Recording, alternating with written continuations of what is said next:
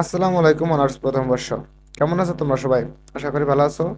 আজকের এই ভিডিওটা তোমাদের জন্য খুবই গুরুত্বপূর্ণ হতে যাচ্ছে, কারণ এই ভিডিওতে আমি তোমাদের আইসিটি বিষয়ের পরীক্ষার আসার মতো সম্ভাবনাময় 41টি গুরুত্বপূর্ণ প্রশ্ন এর 100% সঠিক সমাধান দিয়ে দেবো, ঠিক আছে? এবং এটা যদি তোমরা শেষ করতে পারো, মাত্র 27টা পেজ আছে, এর মধ্যে 3টা পেজ আছে তোমার শুধুমাত্র প্রশ্ন, তার মানে 3টা পেজ বাদ, ঠিক আছে?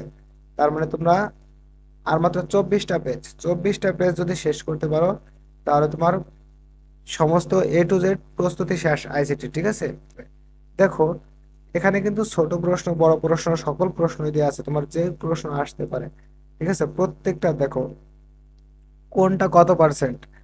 অর্থাৎ আমি এর আগের ভিডিওতে যে 41টা প্রশ্ন দিয়েছিলাম, তোমরা অনেকে কমেন্ট করেছো যে সেখান থেকে তোমরা উত্তর অনেকে বার করতে পারোনি, ঠিক আছে?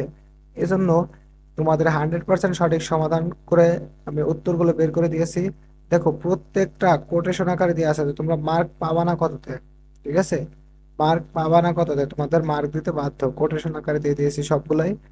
দেখো, প্রত্যেকটা প্রজন্ম, তাই না? কম্পিউটার প্রজন্ম বর্ণনা করো। দেখো, কম্পিউটারের কয়টা প্রজন্ম আছে? সব কয়টা প্রজন্মই পঞ্চম প্রজন্ম পর্যন্ত আলোচনা করা হয়েছে এবং সাল উল্লেখ করে। তোমরা যদি এগুলো উল্লেখ করতে পারো, তাহলে 100% তোমাদের মার্ক দিতে স্যার বাধ্য, ঠিক আছে? 100% মার্ক দিতে স্যার বাধ্য। দেখো, পার্থক্যগুলো, তোমার যে কোনো পার্থক্য আমি বক্স আকারে দিয়ে দিয়েছি, টেবিল আকারে, তোমরা এখান থেকে দেখে নিবা। পিডিএফটা কিভাবে পাবা? আমি পিডিএফটা অবশ্যই ডিসক্রিপশন বক্সে কিংবা কমেন্ট বক্সে লিংক দিয়ে রাখবো, তোমরা সেখান থেকে দেখে নিবা। দেখো, প্রত্যেকটার অ্যান্সার দেওয়া আছে, তোমরা মিলিয়ে নেবে, ঠিক আছে? এখন আসো, অনেকে প্রশ্ন করতে পারো, ভাই আমাদের তো 2 মার্কেরও অ্যান্সার আসে, ঠিক আছে? 2 মার্কের অ্যান্সার গুলো কিভাবে করবো? দেখো, আমি এখানে ভেঙে দিই নাই, এটাই পার্থক্য, কিন্তু 2 মার্কের অ্যান্সার কোন ভাবে করবো দেখো। দেখো, এখানে কিন্তু দুইটা প্রশ্ন আছে, যে হাইপারলিংক কি, এর প্রকারভেদ ও গুরুত্ব আলোচনা করো, ঠিক আছে? এইভাবে ধরো হাইপারলিংক কি আসলো, তোমার কতে আসলো, ঠিক আছে? তোমার পাঁচের ক আসছে, মনে করো যে হাইপারলিংক কি, তুমি হাইপারলিংক কি এইটুকু লিখে দিবা, ঠিক আছে? কিংবা এখান থেকে তোমার মেইন মেইন যেটুকু মনে থাকে সেটুকু লিখবা। এরপরে হাইপারলিংকের প্রকারভেদ আসলো, মনে করো খতে, এটুকু লিখে দিবা, ঠিক আছে? এখান থেকে এইটুকু, এতটুকু, ঠিক আছে?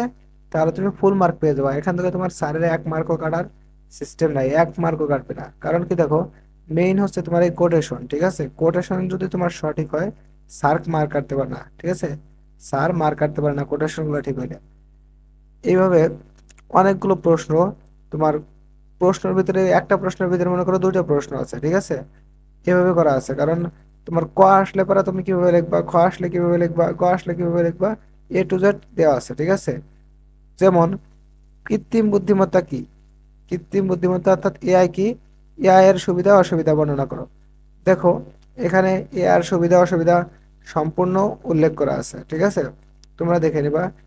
আমি শুরুর দিকেই বলেছি যে পিডিএফটা তোমরা কিভাবে পাবা। পিডিএফটা তোমরা, আমি ভিডিও ডেসক্রিপশন বক্স কিংবা কমেন্ট বক্সে দিয়ে রাখবো, তোমরা সেখান থেকে লিঙ্ক থেকে তোমরা পিডিএফটা ইনস্টল করে নেবে এবং মাত্র 24টা পেজ, মাত্র 24টা পেজ তোমরা মুখস্থ করে ফেলবা।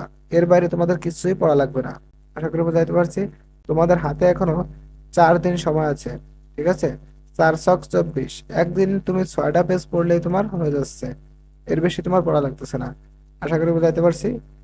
প্রিয় শিক্ষার্থীবৃন্দ, শিক্ষা সম্পর্কিত যে কোনো সঠিক নিউজ সবার আগে পেতে অবশ্যই আমাদের চ্যানেলটা সাবস্ক্রাইব করে রাখবা এবং ফেসবুক থেকে দেখলে অবশ্যই ফলো দিয়ে রাখবা।